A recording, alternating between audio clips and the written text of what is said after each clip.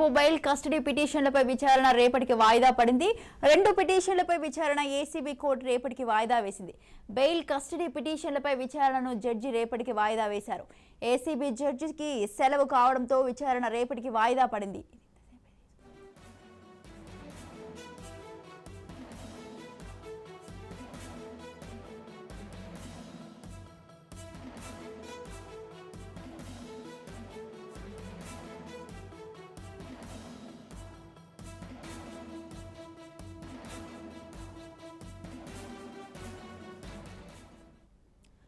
Chandrababu bail custody పిటిషన్లపై విచారణ రేపటికి వాయిదా పడింది. 2 పిటిషన్లపై విచారణ ఏసీబీ కోర్టు రేపటికి వాయిదా వేసింది.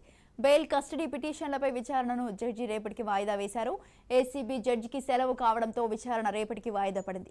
ఇక ఇదే విషయంపై మరింత సమాచారాన్ని అందించడానికి మా ప్రతినిధి గాలిబ్ ఫోన్ లైన్ లో ఉన్నారు. గాలిబ్, అదే చంద్రబాబుకు సంబంధించి ఏసీపీ న్యాయస్థానంలో ఉన్న 2 పిటిషన్లకు సంబంధించిన విచారణ రేపటికి వాయిదా వేయడం జరిగింది. చంద్రబాబుకు సంబంధించి సిఐడి కస్టడీకి సంబంధించిన పిటిషన్ ఒకటి, మరొకటి చంద్రబాబు బెయిల్ పిటిషన్.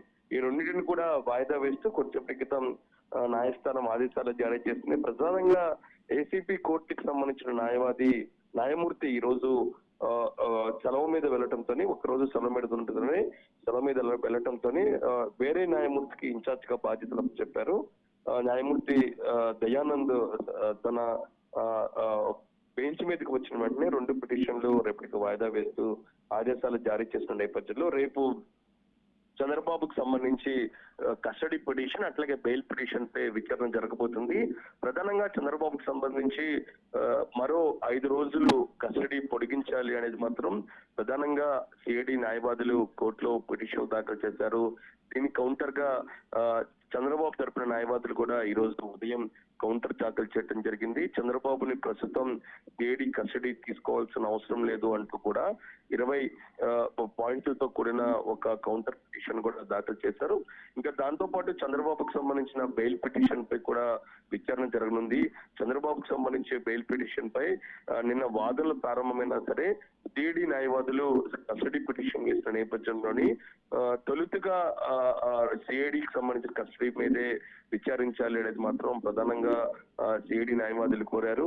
ఈ నేపథ్యంలో చంద్రబాబు తరపున న్యాయవాదులు కూడా ఈ నెల 14వ తారీఖున బెయిల్ పిటిషన్ వేశాము, తొలుతగా ముందుగా దీని మీదే విచారించాలనేది కూడా న్యాయస్థానాన్ని కోరిన నేపథ్యంలోని 2 పిటిషన్లకు సంబంధించి కూడా విచారణ ఏది తీసుకోవాలి తొలుతగా అనే దానిపై కూడా ఈ రోజు నిర్ణయం తీసుకుంటామనేది కూడా న్యాయమూర్తి చెప్పిన నేపథ్యంలో న్యాయమూర్తి సెలవు మీద వెళ్ళిన తరుణంలోని ఈ 2 పిటిషన్కి సంబంధించిన విచారణ రేపు ఏసీపీ న్యాయస్థానం ముందు రానున్నాయి. రేపు రెండింటి మీద విచారణ చేసి ఆ తర్వాత తీర్పు ఇచ్చే అవకాశాలు కనబడుతున్నాయి. రైట్.